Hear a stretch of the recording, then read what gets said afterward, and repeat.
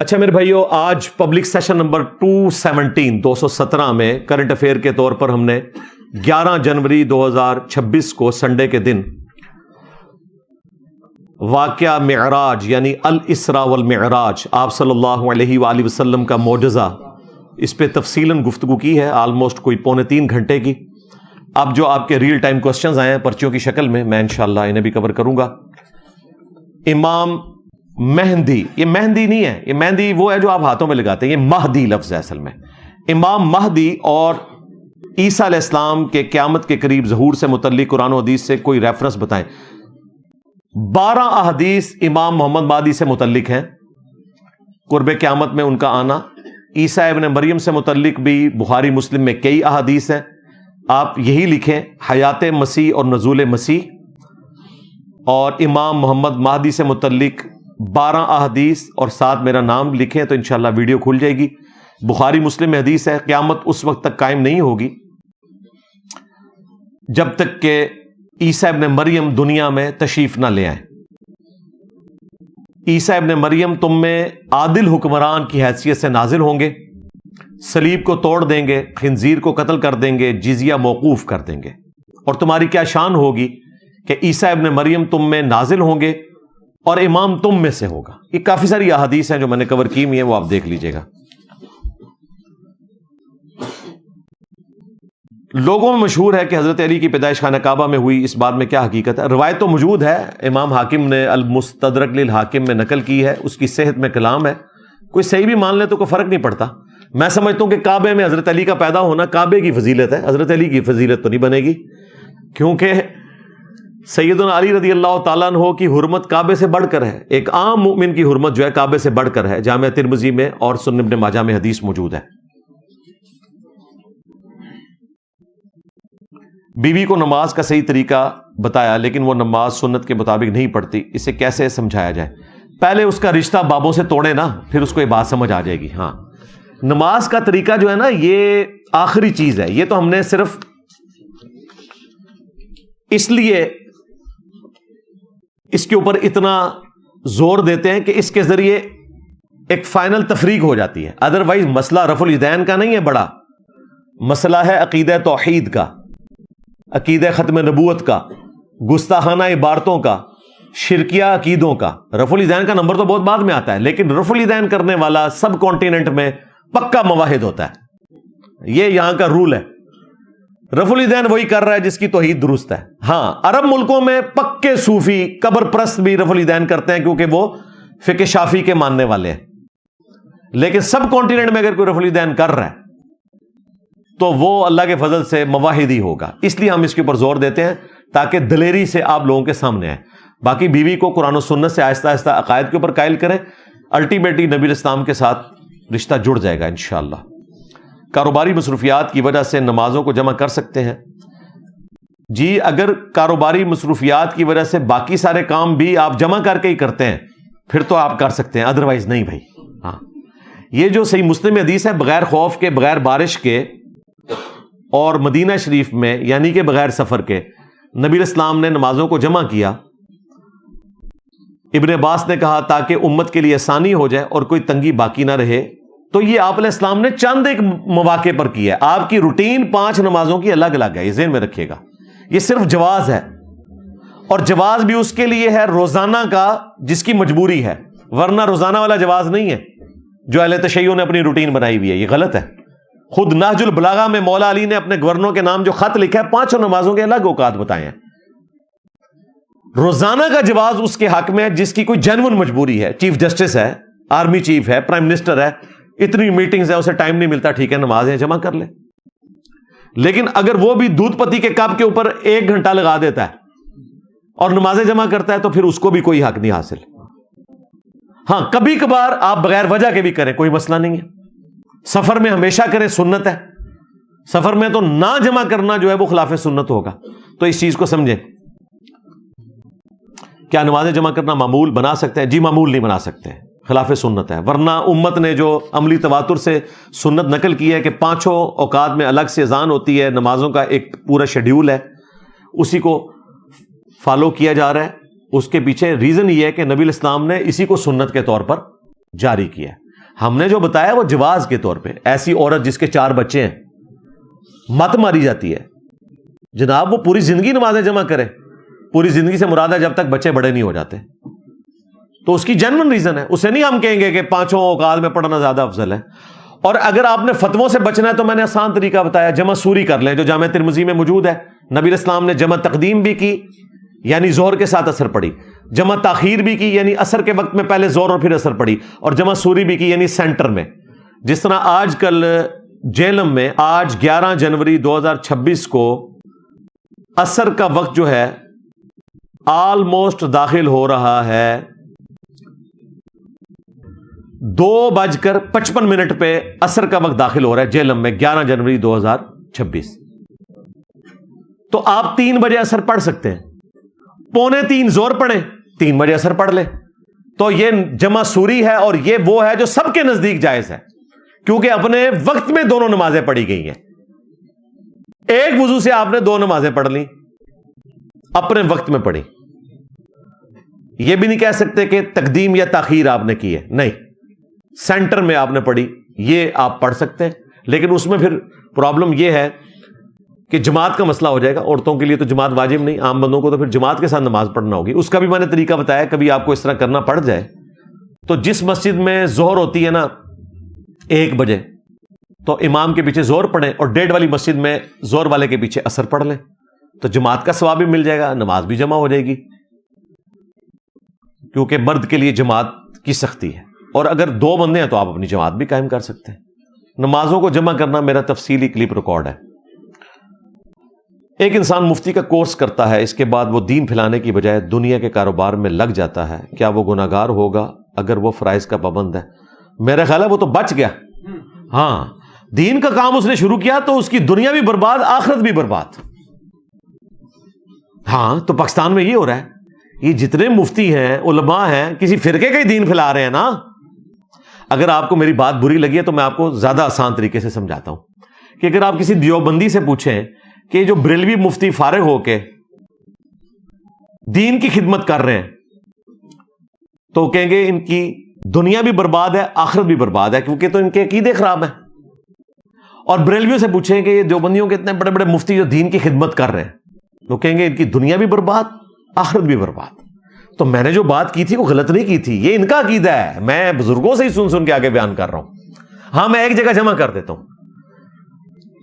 اگر واقعتاً آپ دین کی خدمت کریں گے تو بھائی آپ کو دین کی خدمت کوئی نہیں کرنے دے گا. ہاں, 295C لگوائیں گے آپ کے اوپر. دین کی خدمت یہ کہاں کرنے دیں گے, یہ اپنے فرقے کی خدمت کرنے دیتے ہیں. ایک حدیث بیان کی تھی نا طارق جمیل صاحب نے, من کنت مولاہ فہذا علی مولا. قتل کی دھمکیاں ملی, خود فون پہ انہوں نے مجھے بتایا. ویسے وہ اس کا اظہار طریقے سے اپنی ویڈیو میں بھی کر چکے ہیں. وہ کہتے ہیں میں نے ایک دن سوچا کہ ہم حضرت ابو بکر کو ابو بکر صدیق کہتے ہیں, حضرت عمر کو عمر فاروق کہتے ہیں, حضرت عثمان کو عثمان غنی کہتے ہیں, اور حضرت علی کو صرف حضرت علی کہتے ہیں. تو ہمیں چاہیے ہم مولا علی کہا کریں. تو پھر انہوں نے کہا میں دیکھ رہا ہوں آپ کے چہروں کے رنگ بدلنا شروع ہو گئے. تو ان کا شیعہ جو مولا علی کہتے ہیں تو ٹھیک کہتے ہیں. بس پھر ان کو فتووں کا سامنا کرنا پڑا. لوگوں نے کہا یہ شیعہ ہو گیا, یہ بک گیا. تو یہ بڑا مشکل کام ہے جی. تو بہتر یہ کہ یہ جو وہ مفتی صاحب کر رہے ہیں کریں, ادروائز اگر ان میں جرت ہے تو پھر دین کا کام کریں. لیکن اگر یہ بھی وہ کرتے ہیں, اپنی نمازیں صحیح کر رہے ہیں, اپنے بیوی بچوں تک صحیح طریقے سے دین کا پیغام پہنچا رہے ہیں, تو بالکل درست ہے. فرض وہی ہے, قوا انفسکم واہلیکم نارا. اور اگر پیرلل میں چلیں تو بہت ہی اچھی بات ہے. اگر زور کی نماز پڑھنا ہی بھول جائیں تو جب عصر کے ساتھ پڑھیں گے تو وہ قضا پڑھی جائے گی. نہیں, قضا نہیں ہوتی جی, مغرب سے پہلے کوئی قضا نہیں ہوتی, بے فکر رہیں. زور عصر کا ٹائم الحمدللہ امت کے لیے آسانی ہے, یہ اکٹھا ہے. مغرب اور عشاء کا اکٹھا ہے, الگ الگ کر کے پڑھنا افضل ہے. اور وہی نبی اسلام کی سنت ہے جو میں پہلے ڈسکس کر چکا. کوئی قضا نہیں ہوئی. عصر کی نماز پڑھنے کے لیے مسجد میں گئے, یاد آیا زور رہتی تھی, تو امام کے پیچھے آپ ظہر کی نیت کر لیں. امام اور مقتدی کی نیت میں فرق ہو سکتا ہے. بخاری مسلم میں حدیث ہے, معاذ ابن جبل کہتے ہیں میں نبی الاسلام کے پیچھے عشاء کی نماز پڑھتا تھا, پھر اپنے گاؤں میں جا کے لوگ انتظار کر رہے ہوتے تھے, ان کی عشاء میں امامت کرواتا تھا, حالانکہ اپنی پڑھ چکے ہیں. وہ 4 نفل پڑھ رہے ہیں، اس سے 4 نفل اکٹھے پڑھنا بھی ثابت ہو گیا. لہذا ہمارے نزدیک زہر کی 4 سنتیں اکٹھی پڑھنا بھی ثابت ہو گیا معاذ بن جبل کے اس عمل سے. ویسے نبی علیہ السلام سے تو 2 الگ پڑھنا ثابت ہے. ہاں عبداللہ ابن عمر سے ثابت ہے کہ وہ دن کی جو سنتیں ہیں نفلی عبادت وہ 4 رکعتیں اکٹھی بھی پڑھ لیتے تھے. مصنف ابن ابی شیبہ میں، مصنف عبد الرزاق میں. بال بخاری کی حدیث سے تو ثابت ہو گیا. اور امام اور مقتدی کی نیت میں فرق بھی ثابت ہو گیا. امام پڑھ رہا ہے نفل، مقتدی پڑھ رہے ہیں فرض، تو امام اور مقتدی کی نیت میں فرق ہو تو نماز بالکل درست ہے. نیت سے مراد یہ ہے کہ اللہ کے لیے پڑھ رہے ہوں، یہ نہ ہو کہ غوث پاک کے لیے کو پڑھ رہا ہوں، وہ والا فرق نہیں میں کہہ رہا. یعنی نمازوں کے اعتبار سے فرق کی بات کر رہا ہوں. آپ مسجد میں گئے، عشاء کی نماز ہو چکی، قیام اللیل ہو رہی ہے، تراویح کی 2 رکعتوں کے پیچھے آپ عشاء کے فرض نیت کر لیں. امام سلام پھیرے 2 کے بعد آپ 2 اور ملا لیں، آپ کے عشاء کے 4 فرض ہو جائیں گے اور جماعت کا ثواب بھی مل جائے گا.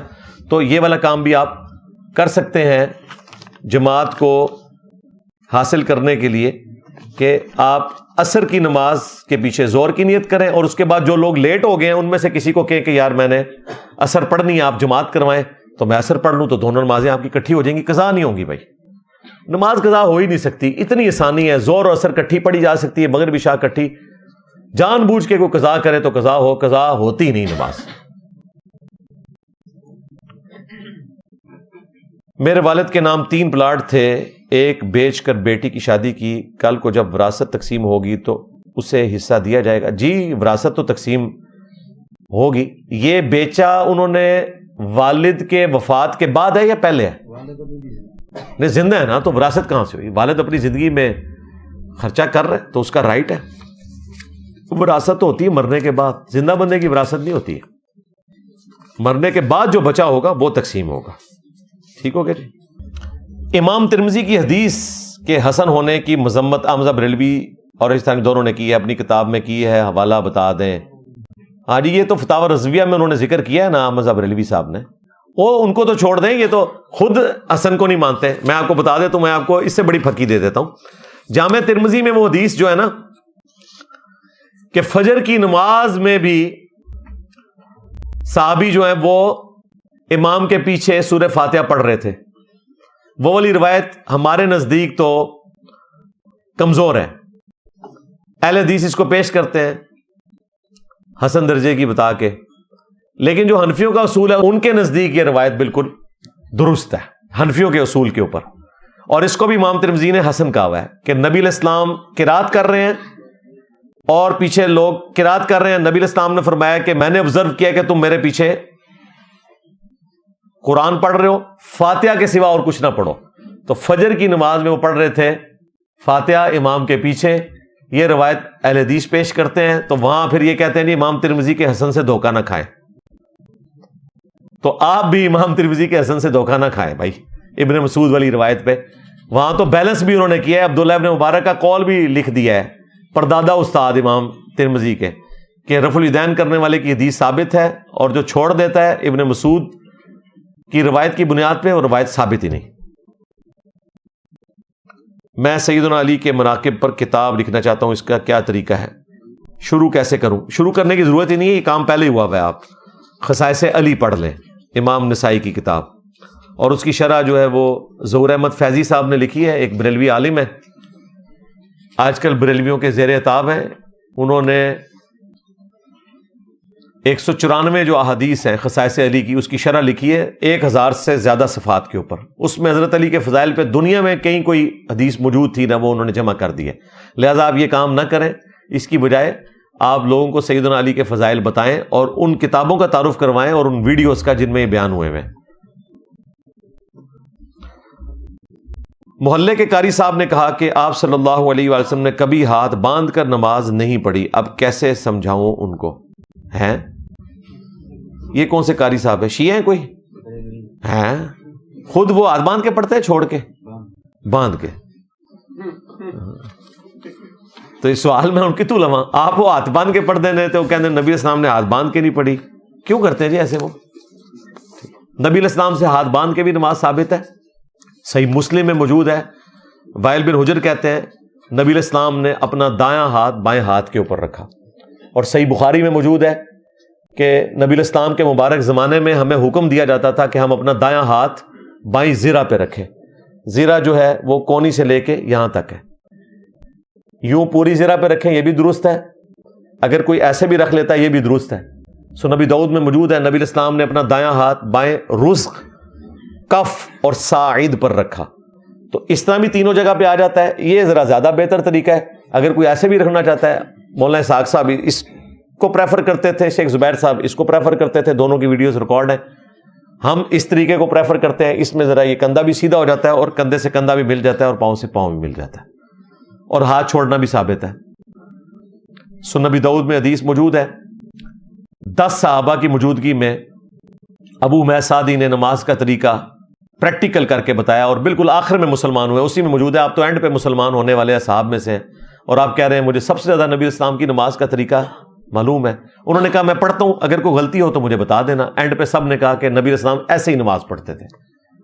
اس میں ہے کہ نبی اسلام جب نماز کا ارادہ کرتے، ابو داؤد 730 نمبر حدیث، تو اپنے دونوں ہاتھوں کو کندھوں تک اٹھاتے اور اللہ اکبر کہتے، یہاں تک کہ ہر ہڈی اپنی جگہ پر واپس آ جاتی. اب ہڈی اپنی جگہ پر واپس آ جاتی تو اسی جگہ پر واپس آئے گی جہاں سے اس نے سٹارٹ لیا تھا. تو نماز کے سٹارٹ میں آپ ارسال الیدین کی حالت میں ہوتے ہیں اور ابو امیہ سعدی کہہ رہے ہیں کہ نبی الاسلام ہاتھ کندھوں تک بلند کرتے، اللہ اکبر کہتے، یہاں تک کہ ہر ہڈی اپنی جگہ پر واپس آ جاتی. ورنہ وہ کہتے کہ اس کے بعد نبی الاسلام دایاں ہاتھ بائیں پہ باندھ لیتے ہیں. اس میں ذکر نہیں ہے. اس پوری حدیث میں ہاتھوں کا ذکر ہے. رکوع میں ہاتھ گھٹنوں پہ رکھتے، سجدے میں ہاتھ جو ہے کانوں کی سیدھ میں رکھتے. ہر جگہ ہاتھوں کا ذکر ہے. قیام میں ہاتھ باندھنے کا ذکر ہی نہیں اس حدیث میں. اس بات کا ثبوت ہے کہ انہوں نے ہاتھ باندھے ہی نہیں تھے. اور یہ وہ روایت ہے جو شیعہ نے بھی نماز پیغمبر میں حسین الامینی صاحب نے اپنی کتاب میں نقل کی ہے. تو ہمارے نزدیک دونوں طریقے درست ہیں.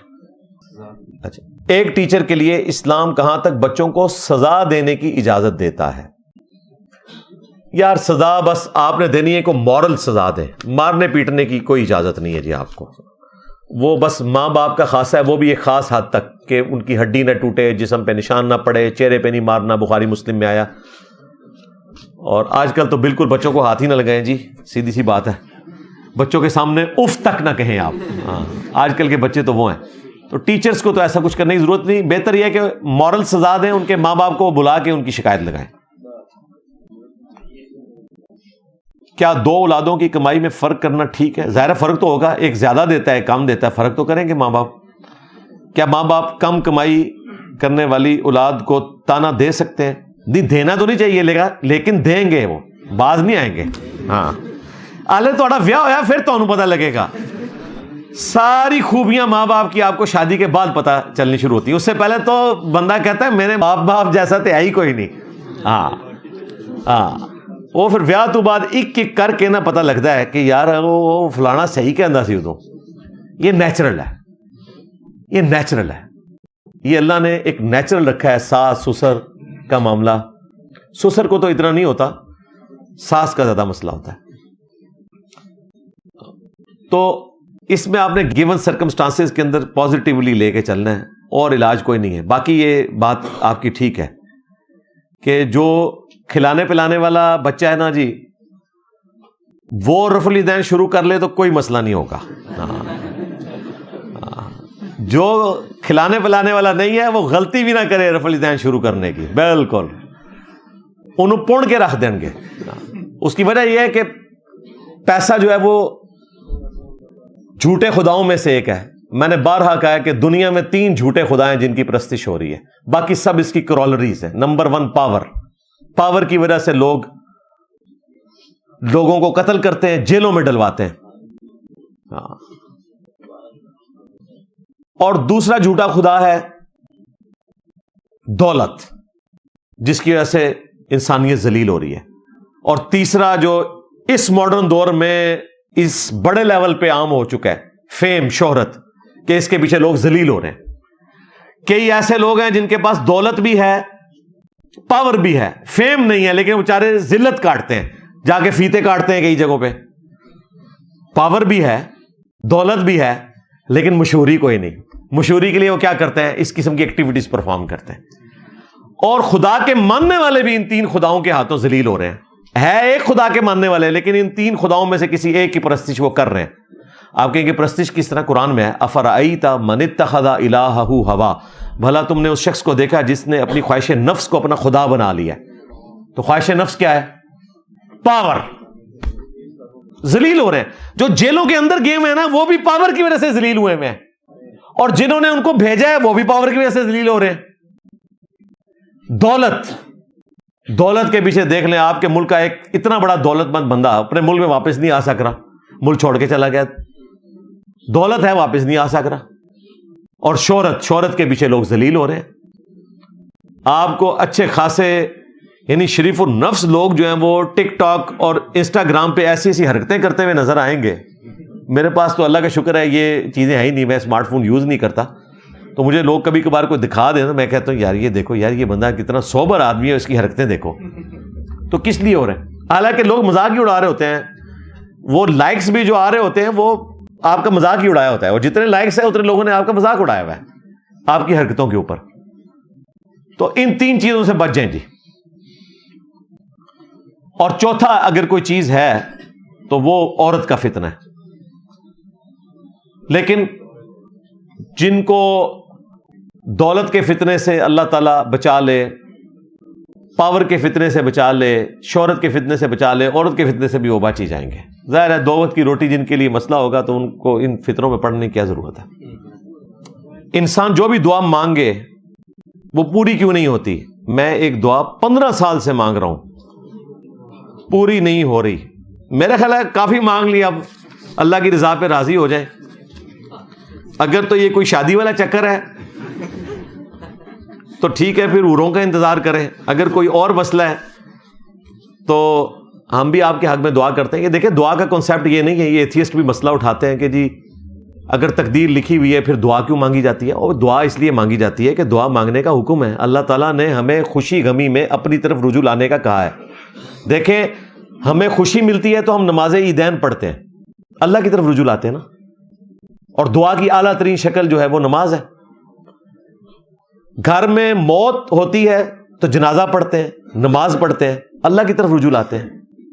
تو بیسیکلی مسلمان گاڈ اورینٹڈ ہے, اس کی زندگی خدا کے گرد گھومتی ہے, خدا سے کبھی بھی وہ غافل نہیں ہوتا.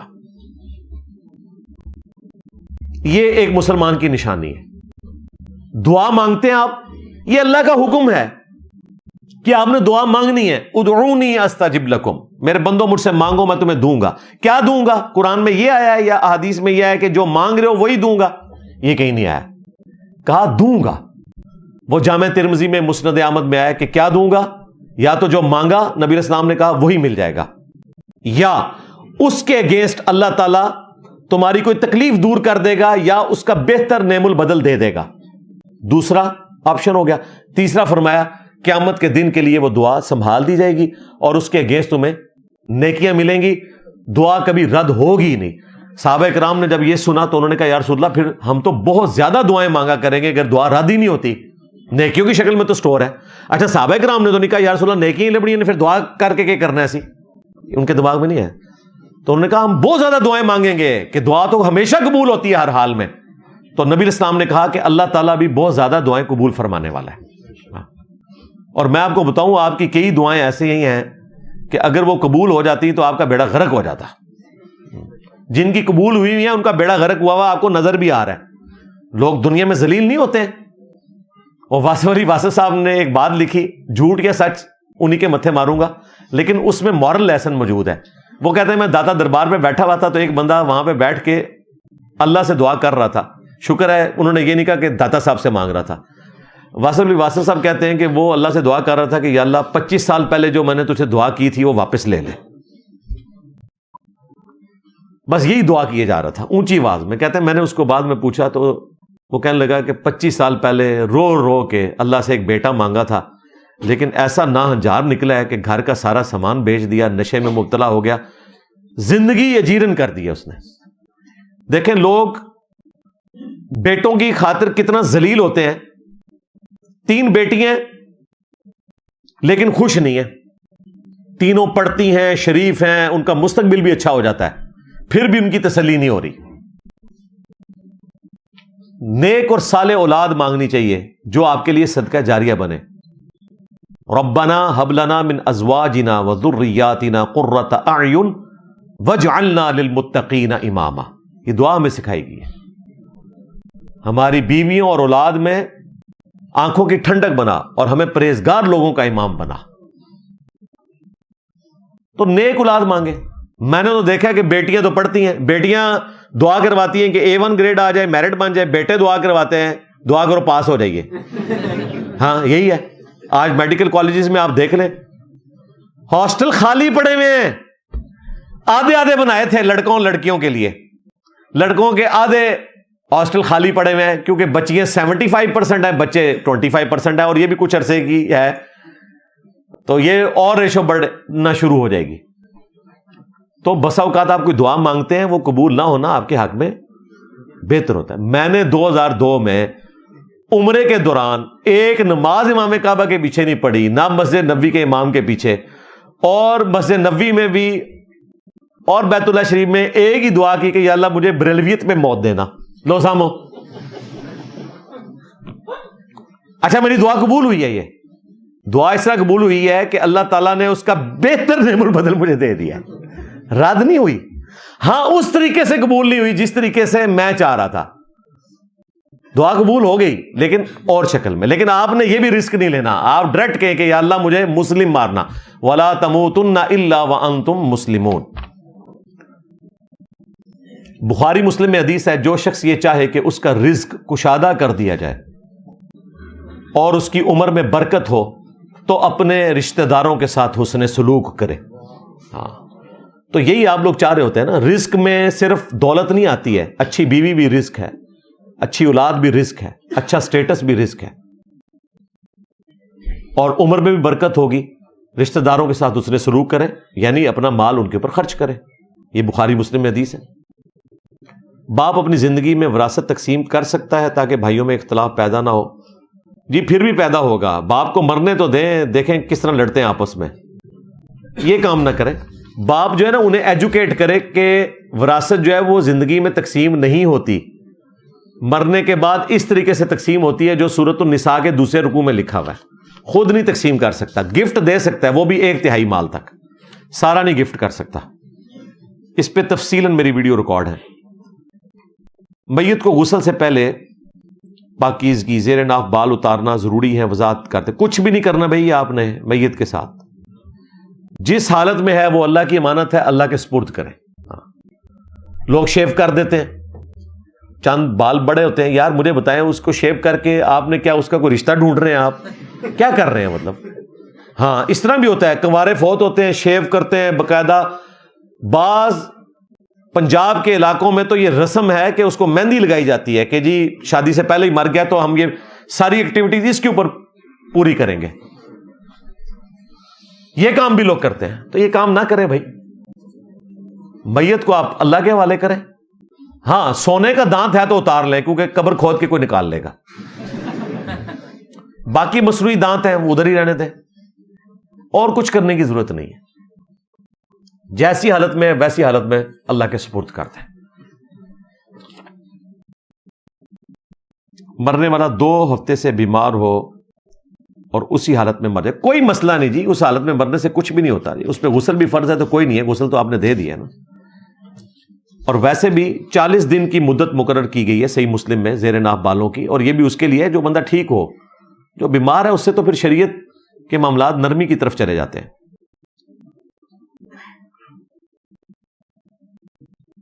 کیا اسلام میں استثناء لینا جائز ہے؟ اگر ناجائز ہے تو جنہوں نے دی ہے وہ بھی گناہگار ہوں گے. میں اس کے اوپر ڈسکشن پہلے کر چکا ہوں. ابھی ایک کوشچن آنسر سیشن کے اندر نادر بلوچ صاحب کے ساتھ میرا ہوا تھا. بالکل آپ صحیح کہہ رہے ہیں, لیکن میں آپ کو بتاؤں اس امام میں سارے ننگے ہیں. وہ پھر بات کہیں اور چلی جائے گی. آپ کے جو ایکس پریزیڈنٹ تھے جن کی میں دل سے عزت کرتا ہوں, انتہائی دیندار آدمی, لیکن سیاست میں آ کے ذلیل ہو گیا وہ بندہ, عارف الوی صاحب, دیندار آدمی, اپنے ہاسپٹل میں یہ تفہیم القرآن سے درس دیتے تھے, خود امامت کروانا سب کچھ. پی ٹی وی حملہ کیس آپ کو پتا ہے ان کے اوپر بنا تھا. جتنا عرصہ یہ پریزیڈنٹ رہے ہیں انہوں نے امیونٹی لے کے رکھی ہوئی ہے, بعد میں اس لیے تاریخیں بھگت رہے ہیں. تو یہ سب لوگ یوٹیلائز کرتے ہیں, تو غلط ہے. ہمارا تو عقیدہ بالکل واضح, ہمیں تو فرق نہیں پڑتا کسی نے امیونٹی لی نہیں لی. ہم تو وہی بات کریں گے جو بخاری مسلم میں لکھی ہے کہ اگر میری بیٹی فاطمہ بھی چوری کرے گی تو اس کے ہاتھ بھی کاٹے جائیں گے. شریعت بالکل واضح ہے. اور جن لوگوں کو آپ بتانا چاہ رہے ہیں ان کو پتہ ہے. ہمارے پرائم منسٹر صاحب کو قرآن و سنت کا اچھا خاصا علم ہے, عربی بھی جانتے ہیں. اور فیلڈ مارشل صاحب جو ہیں وہ تو حافظ قرآن ہیں, انہیں سب کچھ پتہ ہے. لیکن دوسری طرف وہ علماء بھی کچھ سامنے آئے ہیں جو مانتے ہیں کہ استثناء غلط ہے, لیکن کہتے ہیں کہ خاص حالات کے اندر اگر کوئی اس قسم کی ایکٹیویٹی پرفارم کی جاتی ہے, جس طرح کہ ہمارے مفتی طارق مسعود صاحب کے جو مدرسے کے ہیڈ ہیں, ان کے استاد عبد الرحیم صاحب, تو انہوں نے تو استثناء کے حق میں بات کر دی ہے, لیکن وہ بھی مانتے ہیں کہ یہ غلط ہے لیکن خاص حالات و واقعات کے اندر. تو یہی تو سب نے کیا ہوتا ہے خاص حالات و واقعات کے اعتبار سے, اور سب نے ان چیزوں کو اویل کیا ہوتا ہے. بعض ڈکلیئر کر کے اویل کرتے ہیں, بعض بغیر ڈکلیئر کے, اور ابھی تک ان چیزوں کو اویل کر رہے ہیں لوگ, اور ایک دوسرے کا بڑا خیال بھی رکھتے ہیں. یہ بھی ذہن میں رکھیے گا. ایک کمپنی میں کام کرتا ہوں, تمام اشتہارات غیر اخلاقی نہیں, صرف چند ایسے ہیں. اگر ان پر میرا کوئی اختیار نہ ہو تو کیا ان کا گناہ مجھ پر ہوگا یا صرف کمپنی پر؟ اس لیول پہ تو بچنا مشکل ہے. اللہ سے امید ہے, لا یکلف اللہ نفسا الا وسعها, اللہ تعالیٰ کسی جان پر اس سے بڑھ کر بوجھ نہیں ڈالتا. مثلاً اب ایک شخص نے کریانے کی دکان کھولی ہوئی ہے اور وہاں پہ اس نے ایک صابن کی ٹکیا رکھی ہے, اس پہ عورت کی تصویر ہے. اب وہ بیچارہ اس عورت کی تصویر کو بیچنے کے لیے تو نہیں بیٹھا ہوا, صابن کی ٹکیا کو بیچنے کے لیے بیٹھا ہے, تو ظاہر ہے کہ اس پہ گرفت نہیں ہوگی. ہاں, صابن کی ٹکیا بنانے والا مجرم اللہ تعالیٰ کے حضور ہوگا, اسے تو پتہ ہے. میں نے اپنی کئی ایک ویڈیوز میں ذکر کیا, اچھی چیز جو ہے اس کو بائی نیم مینشن کرنے میں بھی کوئی حرج نہیں ہے. پاکستان میں چند ٹاپ کی کمپنیز میں سے اس وقت جے ڈاٹ ہے, جنید جمشید صاحب کی. ان کے کسی اشتہار کے اندر کوئی عورت آپ کو نظر نہیں آتی. ڈمیز کے اوپر کپڑے لٹکائے ہوئے ہیں, تو یار وہ بھی تو کمائی کر رہے ہیں, کروڑوں میں کر رہے ہیں. ڈیلی کی ان کی سیل کروڑوں میں. جوتیوں کا برانڈ ہے سٹائلو, ان کا بھی اشتہار آتا ہے. کبھی آپ کو کوئی عورت کا چہرہ نہیں دکھایا جائے گا, صرف پاؤں دکھاتے ہیں. چہرہ دکھا سکتے تھے وہ. شیونگ بلیڈ کے اشتہار میں عورت کا چہرہ آ سکتا ہے جس نے شیو نہیں کرنی, تو سٹائلو والے لا سکتے تھے عورت کا چہرہ بھی, نہیں لے کے آئے, صرف پاؤں لے کے آتے ہیں. ان کی دکان پہ بھی آپ چلے جائیں, باہر انہوں نے بڑی سکرین لگائی ہوئی ہے, اس پہ بھی. اچھا, یہ چیز میں نے آبزرو کی. ایک دفعہ وائف کے ساتھ مجھے جانا پڑا, چھوٹی بچی کے لیے لینے تھے جوتے, تو میں فارغ تھا, تو اچانک میں نے دیکھا ایک مولانا صاحب اتنی بڑی داڑھی والے وہ وہاں پہ تھے, اور ساتھ ان کے ٹی وی لگا ہوا. میری اچانک نظر پڑی, تو میں نے وہ اشتہار دیکھا, پاؤں نظر آ رہے ہیں. میں نے غور کیا, میں نے کہا یار یہ تو لگتا ہے انٹینشنلی اس طرح کے اشتہار. پھر میں نے جب ڈسکشن کی تو مجھے اندازہ ہوا, تو اس طرح بھی تو لوگ کر رہے ہیں نا یار. فتح مکہ کے وقت آپ صلی اللہ علیہ وآلہ وسلم نے حضرت بلال کو کعبے کی چھت پر اذان کا حکم دیا. حضرت بلال جو کہ کعبہ کی چھت پر چڑھے تھے, تو انہوں نے رخ کس طرف کیا؟ دیکھیں, اس روایت کے ساتھ چیزیں جوڑی ہیں کہ نبی اسلام کی طرف رخ کیا. کعبے کے اندر ہوں آپ یا کعبے کی چھت پہ ہوں, تو جس طرف مرضی رخ کر لیں. قرآن میں لکھا ہے کہ تم مشرق کی طرف رخ کرو یا مغرب کی طرف کرو, جس طرف اپنا رخ کرو گے اللہ ہی کا چہرہ پاؤ گے. تو جب آپ کعبے کے اندر ہیں پھر آپ کسی بھی طرف منہ کر کے نماز پڑھ سکتے ہیں. کعبے کی چھت کے اوپر بھی کسی بھی طرف منہ کر سکتے ہیں, کیونکہ آپ کعبے کی اس والی باؤنڈری کے اندر آ گئے. ہاں, حتیم کے اندر سنت یہی ہے کہ کعبے کی طرف رخ کیا جائے, ادروائز حتیم میں بھی آپ کسی طرف رخ کر لیں, وہ کعبے کا حصہ ہے. میں پچھلے کئی ہفتے سے سفر میں ہوں. کل عشاء کے وضو کرنے کے بعد جرابیں پہن لی اور صبح فجر میں مسح کے بعد جرابوں پر بھی مسح کیا. کیا میرا یہ عمل صحیح ہے؟ جی, مسافر تو صحیح مسلم میں مولا علی نے بتایا نا, نبی الاسلام نے مسافر کو 3 دن اور 3 رات تک, ایک دفعہ جب آپ وضو کر کے موزے یا جرابیں پہن لیں تو آپ مسح کر سکتے ہیں. مقیم 1 دن اور 1 رات. اور یہ سٹارٹ اس طرح ہوگا کہ اگر آپ نے عشاء کی نماز کے بعد جرابیں پہنی ہیں نا, تو عشاء کی نماز آپ نے وضو سے پڑھی ہے بغیر جرابوں کے. آپ کی پہلی نماز جو کاؤنٹ ہوگی نا جرابوں کے مسے والی، وہ فجر کی ہوگی. اب آپ نے 5 پوری کرنی ہے. یہ نہیں ہے کہ عشاء کی پہلی ہو گئی، یہ آسانی ہے. اور 15 نمازیں ہیں مسافر کے لیے. میں ایک بیوی اور 4 بیٹیوں کا باپ ہوں. بھائی نے دوسری شادی کی تو میری بیوی بھی مجھ پر شک کرتی ہے اور لڑتی ہے کہ کہیں میں دوسری شادی نہ کر لوں. بیوی کو کیسے سمجھاؤں؟ کوئی طریقہ نہیں بھائی. آپ بوڑھے بھی ہو جائیں گے نا تو بیوی کو یہی شک لگا رہے گا کہ تو میرے مرنے کا انتظار کر رہا ہے، تو نے تو کوئی کر لینی ہے. یہ بیویوں کے ساتھ شک رہتا ہے. اس میں مرد بھی ویسے قصوروار ہیں، وہ اس قسم کی حرکتیں کرتے ہیں، لیکن یہ جو انسیکیورٹی اٹیچ ہے نا عورتوں کے ساتھ، اس کو ہٹانے کا کوئی طریقہ نہیں ہے. یا پھر اسی سے ہی پوچھ لیں آپ کہ میں آپ کو کس طرح یقین دلاؤں. کوئی عہد کر لیں اس کے ساتھ ہی، کوئی قسم والا معاملہ کر لیں. ویسے تو وہ قسم بھی بعد میں بھی توڑی جا سکتی، کوئی مسئلہ نہیں ہے. ہاں کوئی حرج نہیں اس کے اندر. ہاں بخاری مسلم میں حدیث ہے، نبی علیہ السلام نے فرمایا میں بعض اوقات قسم اٹھا لیتا ہوں کسی معاملے میں. آپ کو جلال آیا کسی صحابی پہ، آپ نے کہا اللہ کی قسم میں مال غنیمت میں سے تجھے کچھ بھی نہیں دوں گا. بعد میں حضور کو خیال آیا نہیں، پھر آپ نے قسم توڑی، کفارہ ادا کیا. سورۃ المائدہ آیت نمبر 89 میں آیا 10 مسکینوں کو کھانا کھلانا، یا انہیں کپڑے لے کر دینا، یا غلام آزاد کرنا. اور مسلم شریف میں آیا کہ اگر کوئی شخص منت توڑ دیتا ہے تو اس کا بھی یہی کفارہ ہے. پھر آپ نے اسے مال دیا. پھر آپ نے فرمایا بسا اوقات میں بھی قسم کھا لیتا ہوں، لیکن مجھے بعد میں احساس ہوتا ہے کہ اس کی مخالفت کرنے میں زیادہ بہتری ہے، تو میں اپنی قسم توڑ کر کفارہ ادا کر دیتا ہوں. تو یہ ہو سکتا ہے آپ قسم بھی کھا لیں کسی معاملے میں، کسی کے ساتھ عہد بھی کر لیں، اور بعد میں آپ کو وہ توڑنا پڑے جینوئن ریزن کی وجہ سے، دھوکہ دینے کے لیے نہیں. تو آپ ایسا کر سکتے ہیں. یہ کوئی غیر شرعی عمل نہیں ہے. تو اس طرح کا کوئی آپ سلسلہ کرنا چاہیں تو کر سکتے ہیں. باقی اس کو گاڈ اورینٹڈ کریں، اس سے کہیں کہ اللہ کفیل ہے، میں نے دوسری شادی کر بھی لی تو تجھے کیا فرق پڑے گا، تیرا رزق جو تیری قسمت کا ہے وہ تجھے ملے گا.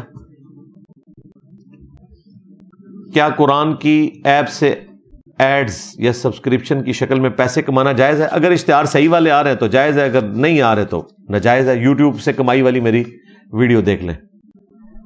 ہم بہت سے علماء کرام کو سنتے ہیں اور بعد میں ہم دوست آپس میں بحث کرتے ہیں، لیکن عملی طور پر اس پر پورا نہیں اترتے. اس کے بارے میں رہنمائی کریں. جی علمی شہوت ہے جی، یہ بھی ایک مزے کا کام ہے بحثیں کرنا. تو عمل بھی کیا کریں، خالی بحثیں نہ کیا کریں، آگے بھی ٹریا کرو. ایسی دقیق بحثیں کریں گے قرآن و سنت کے مسائل کے اوپر، عمل کی باری آئے گی تو پیچھے. لیکن علم ایک اپنی جگہ دولت ہے، وہ چوری نہیں ہوتی، وہ آپ رکھیں، اس پہ عمل کریں. شب برات اور شب معراج میں رات کو جاگنا، روزہ رکھنا تو 15 شعبان کا ثابت ہے، شب برات کی وجہ سے نہیں. وہ صحیح مسلم میں حدیث ہے، بخاری میں موجود ہے، سرر شعبان کا روزہ، مڈ کا. نبی اسلام 3 روزے رکھتے تھے ہر مہینے کو، چاند کی 13، 14 اور 15 کو، ایام 20 کے روزے. باقی یہ راتوں کو جاگنا یہ کوئی ثابت نہیں ہے. عشاء کی نماز میں وطروں میں دعائے قنوت بھول جائیں تو سجدہ صاحب کا کیا حکم ہے؟ یہ اجتہادی مسئلہ ہے. عبداللہ ابن عمر کے بارے میں آتا ہے مصنف ابن ابی شیبہ میں کہ وہ جان بوجھ کے دعائے قنوت چھوڑتے تھے اور سجدہ صاحب نہیں کرتے تھے، صرف یہ بتانے کے لیے کہ دعائے قنوت سنت ہے، اس کے بغیر بھی وطر ہو جاتے ہیں. جو لوگ اس کو زیادہ اہمیت دیتے ہیں وہ کہتے ہیں سجدہ صاحب بنے گا. تو دونوں معاملات درست ہیں، اس میں کوئی ایسی گرفت والا معاملہ نہیں ہے. موٹر سائیکل گاڑی پر جاتے ہوئے کوئی راستے میں لفٹ مانگے تو بغیر رکے نکل جانا کیسا ہے؟ کیا شرعی طور پہ درست ہے؟ بالکل ایسا ہی کرنا چاہیے جی. آج کل بالکل رسک نہ لیں. ہو سکتا ہے گن پوائنٹ پہ آپ کا موبائل بھی لے لے اسلامی بھائی، اور گاڑی بھی ہتھیا لے. یہ بالکل رسک نہ لے، سوائے اس کے کہ آپ اس کو جانتے ہو، پھر آپ ضرور بٹھا لیں، ورنہ یہ والا کام نہ کریں. کیونکہ اب آپ کو پتا ہے ملک میں غربت کی وجہ سے اسٹریٹ کرائمز بہت زیادہ بڑھ گئے ہیں، تو یہ خطرے سے خالی نہیں ہے. اگر آپ مجھے کوئی فضیلت سنائیں گے تو پھر میں وہ فضیلت اس صورت میں ہوگی کہ جب حالت امن ہو. یہ پرفتن دور کے اندر بچنے میں بھائی عافیت ہے، کوئی کسی کو لفٹ دینے کی ضرورت نہیں. بالوں پر باریک مشین لگوانا آدھا سر مڈانے کے برابر ہے یا فرق ہے؟ اتنی باریک کہ وہ آلموسٹ شیوی نظر آ رہی ہے، پھر تو غلط ہے ظاہر ہے، وہ تو قضا ہے. بخاری مسلم میں آیا نبی علیہ السلام نے قضا کرنے سے منع کیا کہ کچھ بال ریموو کر دیے جائیں، کچھ باقی رکھے جائیں. باقی جو یہ کانوں کے پاس سے ہلکا کروا لیتے ہیں، بالوں کو اوپر زیادہ رکھتے ہیں، تو اس میں کوئی حرج نہیں ہے. اور اگر دقت نظر سے دیکھا جائے تو جو چیز نبی علیہ السلام نے منع کی ہے وہ شیو آف کرنے کی ہے. اگر آپ اتنا باریک پھیرتے ہیں، جس طرح میں کبھی بال کٹواتا ہوں تو یہاں سے جو یعنی گردن کے جو پیچھے کے جو کچھ بال ہیں نیچے کے، تو وہ آپ کو پتا ہے عموماً اس طرح سے صاف کرتے ہیں، تو میں اسے اس طرح نہیں مارنے دیتا. میں کہتا ہوں یار بلیڈ ڈالو گے پھر یہ بھی خرچہ لادہ سے، تو زیرو والی نا مشین لے آؤ، وہ جو جس کے اندر بیٹری ڈلتی ہے، سیل ڈلتے ہیں، ہاں وہ ٹریمر جو ہے باریک والا، اس کے ذریعے کرو، کیونکہ ایک دن بعد اتنے ہی بال نکل آنے ہوتے ہیں. تو خام خواہ یہ بلیڈ والا رسک بندہ کیوں لے.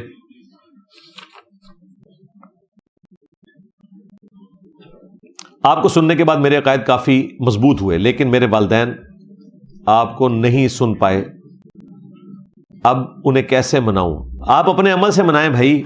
فی الحال ماں باپ کو نا آپ ابو ذر غفاری والا کلپ دکھائیں، ہاں، تاکہ انہیں پتا چلے کہ یہ لوگ تھے جنہوں نے اسلام کے لیے قربانیاں کی. انبیاء اکرام کے واقعات، سیدنا یونس علیہ السلام، ٹھیک ہے، یوسف علیہ السلام کی پوری بایوگرافی میں نے آدھے گھنٹے میں سنائی ہے، اور اس کے اوپر ویلیو ایڈیشن کی ہے. ہدایہ وکٹری چینل کے اوپر آپ دیکھ لیں، یہ سنائیں، وہ سن لیں گے، پھر آہستہ آہستہ انشاءاللہ دین کی طرف آ جائیں گے. پچھلے دنوں میرے والد صاحب کی وفات ہو گئی، انا للہ و انا الیہ راجعون، اللہ تعالیٰ ان کی مغفرت کرے. گھر والوں سے کافی بحث ہوئی، لیکن گھر والے زبردستی تیسرا، چوتھا اور 40واں کروانا چاہتے ہیں، اور کروا دیا ہوگا ظاہر، اور ضد کرتے ہیں. میں ان سب کے خلاف ہوں. رہنمائی کرتے ہیں. رہنمائی یہ ہے کہ بھئی جن کے پاس اختیار ہے وہی کر رہے ہیں، وہی وبال بھگتیں گے. اگر آپ کے پاس اختیار ہے پھر آپ بالکل نہ کریں. مرد پر لوہا پہننا حرام ہے، لیکن سٹیل کی گھڑی پہن سکتے ہیں. جی وہ گھڑی آپ پہن رہے ہیں نا، جب اس کے ساتھ چیز جڑ گئی تو اس کا حکم بدل جائے گا، یہ ذہن میں رکھیے گا. صرف اگر آپ سٹیل کا کڑا پہنتے ہیں تو وہ غلط ہوگا. اگر گھڑی کے طور پہ پہن رہے ہیں، میں تو وہ بھی نہیں پہنتا، میں پلاسٹک استعمال کرتا ہوں. علماء بہرحال فتویٰ دیتے تھے، اعلیٰ حضرت تو نہیں تھے قائل، لیکن بعد کے لوگوں نے فتویٰ دیا کہ جائز ہے، تو کوئی حرج نہیں ہے. ظاہر ہے وہ گھڑی ہے، زیورات کے ساتھ اس کی مشابہت والا معاملہ نہیں بنتا. میں ایک سافٹ ویئر ہاؤس میں کام کرتا ہوں جہاں ایپلیکیشن بڑھانے کے لیے 18+ ایوارڈ دکھائے جاتے ہیں. کیا اس کی کمائی ہمارے لیے جائز ہے؟ ٹھیک ہے، 18+ ایڈز دکھائے جاتے ہیں. مطلب ایڈز کے لیے میرا وہی موقف ہے جو میں نے آپ کو پہلے بتایا ہوا ہے. میں نماز پڑھنے کی کوشش کر رہا ہوں، لیکن مکمل 5 وقت کی نماز نہیں پڑھ رہا. اس کے بارے میں رہنمائی کرتے ہیں، خاص طور پر فجر کی نماز. آپ مسجد میں سویا کریں جی، ہاں، فجر کی نماز کے لیے آنکھ کھل جائے گی. خود نمازی آپ کو آ کے نا ٹھڈے مار کے اٹھائیں گے انشاءاللہ. یہ پریکٹیکل آپ کو طریقہ بتا رہا ہوں. کچھ عرصہ روٹین بنائیں اس چیز کی. تو یا پھر آپ کی جیل یاترا ہو نا، پھر آپ کو خدا یاد آئے گا. صحیح بات ہے. جیل میں جا کے آپ کو سب سے بڑا احساس یہ ہوتا ہے جب آپ جیل کے کھڈے پہ لیٹے ہوتے ہیں نا، اسے کھڈا کہتے ہیں. ویسے اس کے لیے ٹرم استعمال ہوتی ہے کھڈا، لیکن وہ کھڈا نہیں ہوتا، وہ 5 انچ کا ایلیویٹڈ پورشن ہوتا ہے، جس طرح میٹرس ہوتا ہے نا، لیکن وہ میٹرس فوم کا نہیں ہوتا، وہ سیمنٹ کا بنا ہوا ہوتا ہے، جس پہ آپ کو ایک دری بچھانے کے لیے ملتی ہے. اس پہ جب آپ لیٹتے ہیں نا اور سلاخیں بند ہوتی ہیں اور آپ اکیلے ہوتے ہیں اس میں، پھر آپ کو پتہ چلتا ہے کہ قبر میں بھی آپ نے اکیلے ہونا ہے. اور وہاں آپ کو کسی نے کھانا بھی نہیں پوچھنا، الٹا استغفر اللہ، اگر عذاب میں مبتلا ہوئے تو آپ کا کوئی پرسان حال نہیں ہوگا، پھر آپ کو اللہ یاد آتا ہے. حقیقت بات ہے. تو اگر خوف خدا کسی میں ہے، اس کو یہ یقین ہے اس نے مرنا ہے، تو یہ نمازیں چھوڑنے کا تو سوال ہی نہیں پیدا ہوتا. اگر خدا کا خوف ہے اور آخرت کی جواب دہی کا عقیدہ ہے، ادروائز پھر کوئی حل نہیں. نبی پاک صلی اللہ علیہ وآلہ وسلم پر نبوت 40 سال کی عمر میں نازل ہوئی، تو اس سے پہلے ان کے والدین وفات پا چکے تھے. تو ماں کے عقائد کیا تھے؟ وہ تو ماں باپ کے عقائد کیا تھے؟ اہل فطرت تھے. 98 مسئلہ میرا اس کے اوپر ریکارڈ ہے. قرآن میں واضح ہے، وَمَا كُنَّا مُعَذِّبِينَ حَتَّى نَبْعَثَ رَسُولًا، ہم عذاب نہیں دیتے جب تک کہ نبی کو مبعوث نہ کریں. تو اہل عرب کے بارے میں اللہ نے قرآن میں ہی فرما دیا، لِتُنذِرَ قَوْمًا مَا أُنذِرَ آبَاؤُهُمْ فَهُمْ غَافِلُونَ. ہم نے آپ کو ان میں پیغمبر بنا کے بھیجا ہے جن کے آباء و اجداد کو ڈر سنانے والا کوئی آیا نہیں تھا. حضرت ابراہیم بہت پہلے آئے ہوئے تھے, اور ظاہر ٹیمپرڈ فارم میں جو بھی وہاں پہ کانسیپٹ موجود تھا گیون سرکمسٹانسز کے اندر, وہ اہل فطرت ہیں, اور اہل فطرت کے بارے میں عقیدہ یہی ہے کہ ان کے لیے آخرت میں خیر کا معاملہ ہے. حرمین شریفین میں دوران نماز کسی نمازی کے آگے سے گزرنا کیا گنجائش ہے؟ کوئی گنجائش نہیں جی, بالکل حرام ہے. یہ پبلک میں ویسے ہی مشہور ہے, نہیں گزرنا, آپ نے ضرورت ہی نہیں گزرنے کی. آپ راستے بنے ہوئے ان سے گزریں. میں کئی دفعہ گیا ہوں, کبھی کسی نمازی کے آگے سے نہیں گزرا. ایون طواف کعبہ کے دوران بھی جو مطاف کے اندر نوافل پڑھنے پڑتے ہیں, وہ نمازی کا کام ہے کہ وہ ایسی جگہ پہ پڑھے کہ اس کے آگے سے کوئی نہ گزرے. ویسے طواف میں جو لوگ گزر رہے ہوتے ہیں نمازی کے آگے سے, تو وہ ایک عبادت میں مشغول ہے نا, تو وہاں پہ نمازی قصوروار ہے اگر بغیر سترے کے نماز پڑھتا ہے. کام ہے کہ سترا بنائے آپ سامنے. میں بیٹھتا تھا, میرے پیچھے وائف 2 نفل پڑھ لیتی تھی, اس کے بعد وہ بیٹھ جاتی تھی, میں 2 نفل پڑھ لیتا تھا, میں نے کسی کو موقع ہی نہیں دیا. تو یہ جو مشہور ہے نا کہ کعبے میں آپ نمازی کے آگے سے گزر سکتے ہیں, بھائی حرام ہے. صحیح بخاری اور صحیح مسلم دونوں میں احادیث موجود ہیں, نبی الاسلام نے وعیدیں فرمائی ہیں. مسلم میں تو ہے کہ 40 سال تک انتظار کرے, ابن ماجہ میں 40 سال کا ذکر ہے, مسلم شریف میں 40 تک انتظار کرتا اگر اس کا عذاب جانتا. وہ 40 منٹ بھی نہیں لگنے, شاید 40 سیکنڈ کے بعد وہ سلام پھیر دے. زیادہ 5 منٹ کی نماز ہوگی تو انتظار کریں آپ. ہماری مسجد میں ہر جمعرات کو درود شریف پڑھا جاتا ہے, جس کے بعد لنگر شریف بھی تقسیم کیا جاتا ہے. کیا یہ جائز ہے؟ اس طرح کی اجتماعی عبادتیں کوئی قائم کرنا وہ درس قرآن کی حد تک تو درست ہے. باقی یہ جو ذکر کی محافل اس طرح کی کرتے ہیں اور بخاری مسلم سے پلی لیتے ہیں یا درود شریف کی محافل کرتے ہیں, اس کی کوئی اصل نہیں. آپ ویسے درود شریف پڑھیں, درود شریف سے تو افضل کوئی نفلی عبادت ہو ہی نہیں سکتی, ضرور پڑھیں. لیکن اجتماعی جب معاملہ کریں گے تو وہ بدعت کی کیٹیگری میں فال کرے گا. میرا ایک دوست ہے, اس کے گھر والے اور مسجد والے امام رفع الیدین نہیں کرتے اور نہ ہی آپ کی ویڈیوز دیکھتے ہیں. اس کی حوصلہ افزائی کے لیے چند الفاظ کہتے ہیں. میرے کہنے سے حوصلہ افزائی ہو جائے گی بھائی؟ آج ہی جناب آپ کے امام صاحب کو سعودی عرب کا ویزا ملے نا, اور شرط یہ رکھی جائے کہ رفع الیدین کرنا پڑے گا, وہ کہے گا ہاں یہ بھی ثابت ہے. جو رفع الیدین بخاری مسلم کی حدیث سے ثابت نہیں ہوتا نا, سعودیہ کے ویزے سے ثابت ہو جائے گا. تو آپ کے حوصلہ افزائی کے لیے میں اتنا ہی عرض کر سکتا تھا. باقی غوث پاک کی نماز کا طریقہ انہیں بتا دیں. ایک پراپرٹی خریدی گئی جس پر فیکٹری بنانے کی نیت تھی جو کہ نہ بن سکی, البتہ اس پراپرٹی کو بیچ کر کاروبار کو توسیع دی. اس پراپرٹی کاروبار پر زکوٰۃ کا کیا معاملہ ہے؟ ظاہر ہے اب وہ آپ کے اس کا حصہ بن چکا ہے نا, تو آپ کی جو کاروبار کے اندر رقم لگی ہوئی ہے, آپ کی اپنی ایکویٹی ڈیٹ کو نکال کے اس کے اوپر آپ نے سالانہ زکوٰۃ نکالنی ہے. ہاں, کاروبار میں جو سامان استعمال ہوتا ہے اس پہ زکوٰۃ نہیں ہے. مثلا اگر کسی نے میڈیکل سٹور کھولا ہوا ہے تو ادویات پہ جو مال لگایا ہوا ہے اس کے اوپر زکوٰۃ ہے, دکان کے اوپر زکوٰۃ نہیں ہے. یا وہ ادویات ڈلیور کرنے کے لیے جو کیری ڈبہ استعمال ہوتا ہے اس کے اوپر زکوٰۃ نہیں ہے کیونکہ وہ استعمال ہو رہا ہے. جو مال تجارت ہے, بیچنے کی غرض سے رکھا ہوا ہے, اس کے اوپر آپ کی زکوٰۃ ہوگی. آج کے دور میں جہاد کیسے کیا جائے اور جہاد بن نفس سے کیا مراد ہے؟ جہاد بن نفس تو ہر وقت کرنا پڑتا ہے. جہاد بن نفس سے مراد یہ ہے کہ نفس کی خواہشات کے اگینسٹ اللہ کا حکم ماننا ہے, یہ ہے جہاد بن نفس. یعنی فجر کے وقت نیند چھوڑ کر اٹھنا, سردیوں میں گرم بستر چھوڑ کر, اور گرمیوں میں روزے رکھنا, جہاد بن نفس ہے. باقی جو یہ جہاد آپ یہ کہہ رہے ہیں قتال والا, تو وہ بھائی اب آپ کی ذمہ داری نہیں ہے. جب سے نیشن سٹیٹس بنی ہیں, فوجیں بن چکی ہیں, آپ کا کام صرف ٹیکس دینا ہے. فوجوں کا کام ہے لڑنا, باقی تو آپ بیلچے کے اوپر جا کے گولیاں ہی روکیں گے. کوئی نہیں گیا ادھر سے, دیکھ لیں آپ, ادھر ہی بندوں کو مارتے رہے. آج تک میں نے تو نہیں کوئی بندہ دیکھا جو وہاں پہ گیا ہو, نہ یہ وہاں جا کے کچھ کر سکتے ہیں بغیر ٹریننگ کے.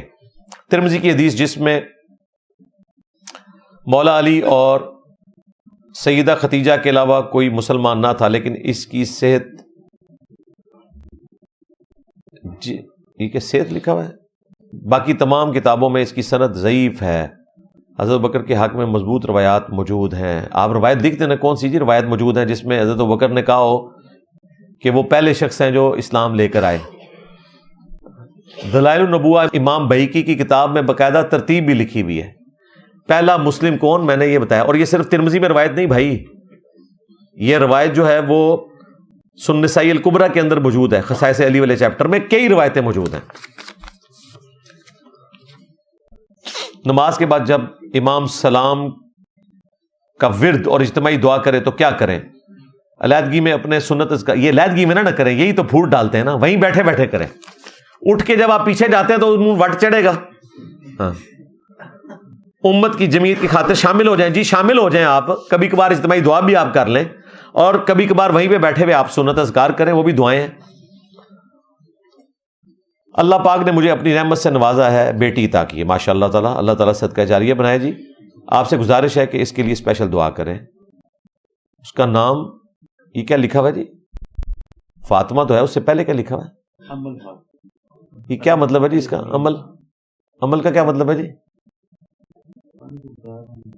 اچھا کدھر بھائی عمل کا کیا مطلب بتایا تھا آپ نے عمل کا؟ چیک کر لیجئے گا. ویسے میرا دوست نماز بہت جلدی میں تیز رفتاری سے ادا کرتا ہے اور وہ آپ کو بہت مانتا ہے، فالوور ہے. اسٹوڈنٹ لکھے ہم اس کو کس طریقے سے سمجھائیں کہ نماز سکون سے ادا کریں؟ تو میں نے تو بتایا ہوا ہے کہ تیزی سے جو نماز پڑھی جاتی ہے وہ تو نماز کا چور ہے. مسند احمد میں حدیث ہے جو رکوع اور سجدے صحیح طریقے سے ادا نہیں کرتا قومہ اور جلسہ. آپ نے فرمایا بدترین چور ہے جو نماز کا چور ہے. اور اسی طریقے سے صحیح بخاری میں آتا ہے حذیفہ ابن یمان نے ایک شخص کو دیکھا جو اسی طریقے سے تیزی سے نماز پڑھ رہا تھا، تو آپ نے کہا کہ اگر تو اسی طریقے پہ نماز پڑھتا ہوا مر گیا تو محمد کے طریقے پہ نہیں مرے گا، اس طریقے پر جو اللہ نے محمد صلی اللہ علیہ وآلہ وسلم کو دیا تھا. علی بھائی جاوید احمد غامدی بخاری کو تاریخ کی کتاب کہتے ہیں، آپ کا اس کے بارے میں کیا موقف ہے؟ ہمارا موقف یہ ہے، غامدی صاحب کو جواب دینے کے لیے آپ علمی بات کریں کہ قرآن بھی تاریخ کی کتاب ہے. قرآن بھی تو تاریخ ہی بیان کرتی ہے نا، اگلی قوموں کی تاریخ نہیں ہے اس میں. تو اس اعتبار سے قرآن بھی تاریخ کی کتاب ہے، لیکن کتاب ہدایت ہے. احادیث میں نبی اسلام کی تاریخ بیان ہوئی ہے، تو بالکل ٹھیک کہتے ہیں. اگر اس سے کوئی اور طرف وہ لے کے جاتے ہیں تو آپ اس طرف نہ جائیں. ہاں، وہاں پہ ہمیں ان سے کئی چیزوں پہ اختلاف بھی ہے. تو تاریخ کی کتاب ہونا کوئی بری بات نہیں ہے. مسئلہ یہ کہ تاریخ اتھینٹک ہونی چاہیے. قرآن میں انبیاء کی تاریخ ہی تو بیان ہوئی ہے اور اس سے مورل لیسن دیے گئے. آج کی نوجوان نسل موبائل کے ذریعے آپ کو سن کر ہدایت پر آ گئے، مگر وہ افراد جو ان موبائل سے دور ہیں وہ کیا کریں؟ ایک کیڑے نے جی ذرا منو ہی دسو، ایڈے پولے کیڑے نے. میرے کو موبائل کوئی نہیں ہے او والا، ہم نے تو دیکھا سب کے پاس ہے. جو دور ہیں ان تک آپ پہنچا دیں جو افریقہ کے جنگلوں میں ہیں. ہاں، ادھر تو ساروں کے پاس موبائل ہیں، 3-3 4-4 سمیں ڈالی ہوئی ہیں یار. ہاں، آپ کے ارد گرد اگر کوئی ایسے لوگ ہیں تو ان تک بات پہنچائیں. اسی لیے تو ہم ٹی وی چینلز پہ آ رہے ہیں نا یار، پروگرام جا رہے ہیں نا. آخری پرچی، میرے والدین آپ کو سننے سے روکتے ہیں مگر میں ان کی نہیں مانتا، تو کیا میں ان کی نافرمانی کر رہا ہوں؟ تو بھئی آپ نے اتنا سن لیا، میرا خیال کافی ہے. ہاں، ابھی آپ اس پہ عمل کریں. ان کو کہ میں سن نہیں رہا، میں نے اتنا کچھ سیکھ لیا ہے، اب میں نے پوری زندگی اسی پہ عمل کرنا ہے جو علی بھائی نے قرآن و سنت سے ہمیں بتایا ہے، اس سے تو میں نے کوئی نہیں ہٹنا. یا بات کریں تو کہیں گے پھر سن، سانو کے فائدہ. وہ سننے سے نہیں روکنا چاہتے، وہ آپ کو روکنا چاہتے ہیں دین پہ عمل کرنے سے. آپ سنتے رہیں، عمل نہ کریں، کوئی مسئلہ نہیں. مولوی سارے سنتے نہیں میرے کلپ، عمل کوئی نہیں کر رہے، ان کو کوئی مسئلہ نہیں ہے. سنتے ہیں تو تبھی جواب ریکارڈ کروا رہے ہوتے ہیں نا. ابھی یہ وہ پنڈی کے اس نے ایک جواب ریکارڈ کروایا ہے میرا، اور وہ اکیلا کھڑے ہو کے اس نے کروایا ہے. پبلک کوئی نہیں ہے سامنے، پبلک کی تصویریں لگائی ہوئی ہیں، کوئی ادھر دیکھ رہا ہے کوئی ادھر دیکھ رہا ہے، تصویریں لگائی ہوئی ہیں. کیونکہ میں ان کو کہتا ہوں نا یار میرا جواب اکیلے بیٹھ کے ریکارڈ کرواتے ہو. تو جمعے کے خطبے میں جب وہ ویسے جمعے کے خطبے میں بولتے ہیں نا تو کیمرہ پیچھے مارا جاتا ہے، ریئل ٹائم بندے آپ کو سنتے ہوئے نظر آ رہے ہوتے ہیں. اب یہ کھڑا وہیں پہ ہوا ہے لیکن سامنے پبلک کوئی نہیں تھی، اکیلا تھا، تو یوں کر کے دیکھ رہا ہے اور بندے سامنے کوئی نہیں ہے. اس کے لیے آپ ذرا نا اس کی ویڈیو کو روک کے نا اس کی اینک جو ہے نا اس میں عکس دیکھیں سامنے کا، تو آپ کو پتا چل جائے گا سامنے بندہ کوئی نہیں ہے. لو سامو کتنے جاندہ ہے دماغ. اور تصویریں تھوڑی تھوڑی دیر بعد. یار کیا مسئلہ ہے, کمرے میں بیٹھ کے بنا لے یار, کیوں بتانا چاہتا ہے لوگ سن رہے ہیں؟ لوگ سنتے ہیں ان کو جمعے کے خطبوں میں اس لیے کہ جمعہ لوگوں نے پڑھنا ہوتا ہے. میں چیف منسٹر صاحبہ سے ریکویسٹ کروں گا, یہ جو آپ نے علماء کو سامنے بٹھا کے 25,000 کا وظیفہ لگایا بہت اچھی بات ہے, لیکن یہ پیسے حلال کروانے ہیں آپ نے. اس کا بڑا آسان طریقہ ہے حلال کرنے کا, وہ یہ ہے کہ کچھ عرصے بعد ان کو لکھی لکھائی تقریر دیں, کیونکہ یہ تو جھوٹی سٹوریاں سناتے ہیں جمعے کے خطبوں میں. لکھا لکھایا خطبہ ہے جس طرح سعودیہ میں آتا ہے. مثلاً اب یہ رجب کا مہینہ ہے, ٹھیک ہے, چاروں جمعے آپ معراج مصطفیٰ صلی اللہ علیہ وآلہ وسلم پہ پڑھائیں.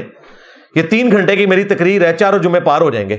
ٹاپک وائز آیات لکھیں, احادیث لکھیں, وہ پڑھ کے سنائیں بجائے کہانیاں سنانے کے. اگر آپ کو مسئلہ کنٹروورشل چیزوں کا وہ نہ کریں, آپ فضائل کے اوپر بات کر لیں, لیکن لکھی لکھائی ان کو تقریر دیں, تب پیسے حلال ہوں گے. ادروائز یہ لے کے کھا رہے ہیں ہمارے ٹیکسز کا. ظاہر ہے چیف منسٹر نے اپنی جیب سے نہیں دیا ان کو, ہمارے ٹیکسز کی کمائی ہے. ہمارے ٹیکسز سے اگر یہ کھائیں گے تو بھائی دین صحیح بتائیں گے. تو ان کو لکھی لکھائی تقریر دیں آپ.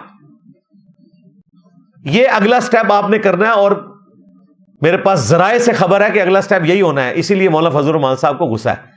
انہیں پتا ہے کہ الٹیمیٹلی یہ بات اس طرف جانی ہے کہ ملیشیا اور سعودیہ کی طرح یہ مساجد جو ہے نا وہ گورنمنٹ کے انڈر آ جانی ہے. تو لکھی لکھائی ان کو تقریریں دیں. یہ مجبوراً ہمیں کیوں تقریریں سناتے ہیں؟ جمعہ ہوتا ہے 1:30 بجے, لوگ آتے ہیں 1:25 پہ. جب مسجد بھرنی شروع ہوتی ہے مولوی جو ہے وہ اس کی نیت خراب ہو جاتی ہے, وہ 2 پہ لے جاتا ہے, زبردستی ہدایت دینے کی کوشش کرتا ہے آپ کو. کسی کی جرت نہیں کھڑے ہو کے بولے کہ حضرت 1:30 بجے جمعہ کھڑا کریں آپ, جو لکھا ہوا ہے. ان کی تقریر سننے کا کوئی روادار نہیں ہے. ایسا ہی ہے نا. تو تقریر لکھی لکھائی آئے, اور ان کو جو تبلیغ کرنے کا شوق ہے نا, تو جمعے کے علاوہ کوئی دن رکھ لیں. مثلاً سوموار والے دن زور کے بعد درس قرآن رکھ لیں. تو انہوں ہی پتا ہے کہ بندے نے بھی نہیں بیٹھا. جمعہ تو مجبوری ہے لوگوں کی پڑھنا. یہ سمجھتے ہیں لوگ انہیں سننے آتے ہیں, وہ جمعے کی نماز پڑھنے آتے ہیں.